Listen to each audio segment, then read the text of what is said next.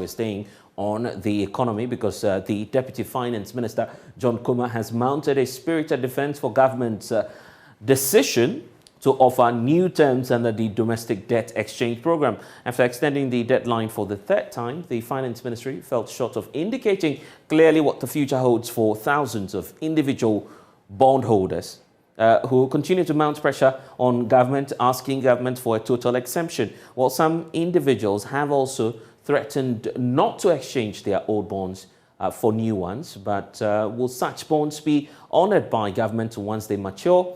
We'll be listening to the Deputy Finance Minister shortly, but I want to just quickly update you on this matter. The organised labour has also waded into the matter, joining the individual bondholders over a number of concerns following the extension of that deadline. We'll bring that to you shortly, but listen to the Deputy Finance Minister, John Kuma, speak earlier today on the Super Morning Show. We are replacing all the old bonds with new ones.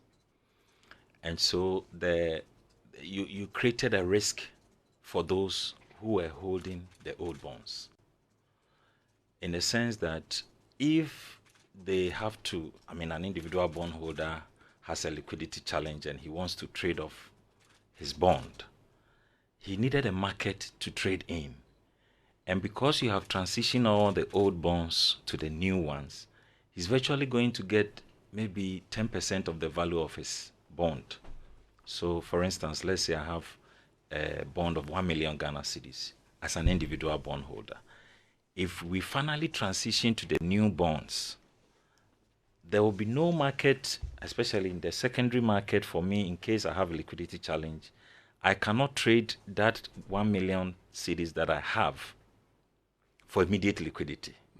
And that may cause me to receive maybe just 100,000 out of the 1 million. And so we realized that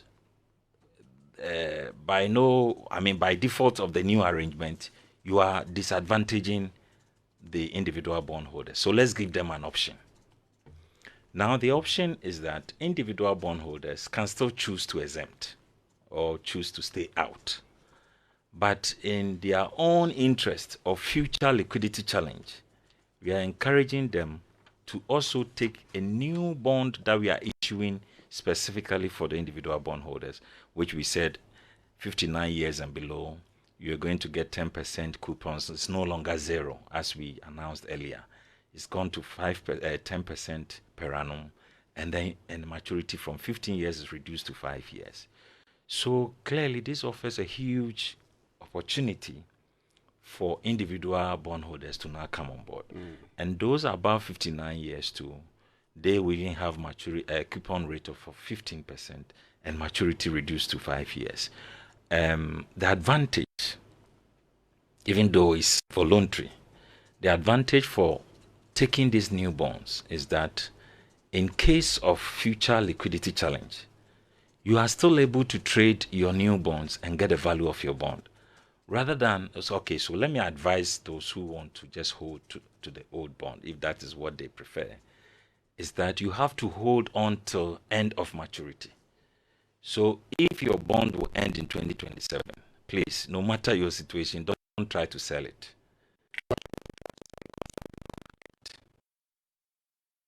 Also, that's the caution by the Deputy Finance Minister, John Kuma. But there's an update on this. Organised Labour appears to be raising questions, fresh ones, about the domestic debt exchange. Let's get to that, shall we? It's, of course, coming through as a press release by Organised Labour on the current information in the public space in relation to the domestic debt exchange program and pension funds. So following a meeting held at the TEC Hall today by Organised Labour, the following resolutions were passed.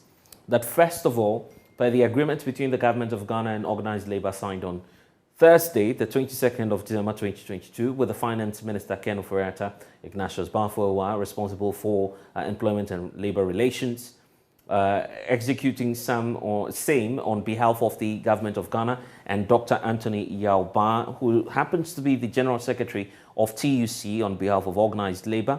The agreement is as follows: that government has decided to grant, quote, exemption to all pension funds in the domestic debt exchange program.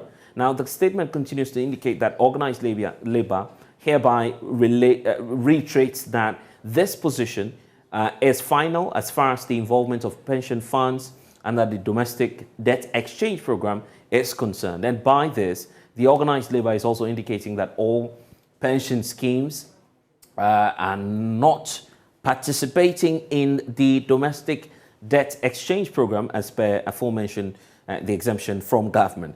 Beyond that as well, there's a second point that the statement is raising, pointing to the fact that any contrary communication or position is alien to us and should be dismissed by all well-meaning Ghanaians, and that any attempt to go contrary to this agreement will be fiercely resisted by organized labor, and that they're assuring the worker population and organized labor that they will continue to safeguard the interests of the working population at all times. So government is in for a very tough time there. I want to bring in Angel Kabunu, who speaks for NAGRAT, is a leading member. Thank you, sir, for your time. You were part of that meeting, and I'm sure that, of course, you are concerned about some of the public statements made, for instance, by the Deputy Finance Minister. Which one is of concern to you? Is it the case that there's been an extension and that individual bondholders remain invited? Well, at today's meeting, which was fully attended by all organized labor representatives, we are very worried about the changing narrative that is gradually coming from government sources, creating the impression as if there is a new and acceptable condition, and that the conditions have changed, and that work labor is gradually hooking onto the condition. And we wanted to set the record straight that the agreement we had with government around the 23rd of December 2022, exempting pension funds from the debt exchange program, is final. In fact, labor is suggested to government other ways of finding solutions to this economic quagmire that they have foisted upon the people of Ghana. We have made several suggestions to them.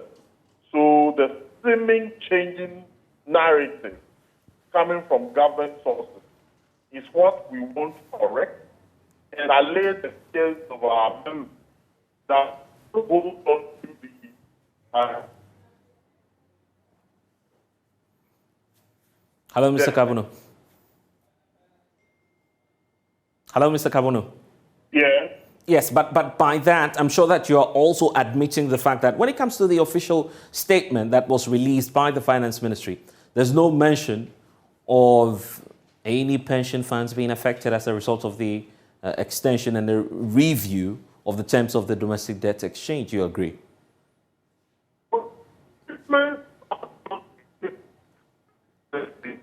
For you to do the things that government is doing and the possible outcome of the task government is doing. We know government works with government, and we don't have to connect. Angel Kabuna, we seem to be losing you intermittently. If you could just reposition and take that point for me. I was talking about the clear indications that we've seen on the statement, not touching on pensioners. Can you hear me? And if you could just take that point for us again.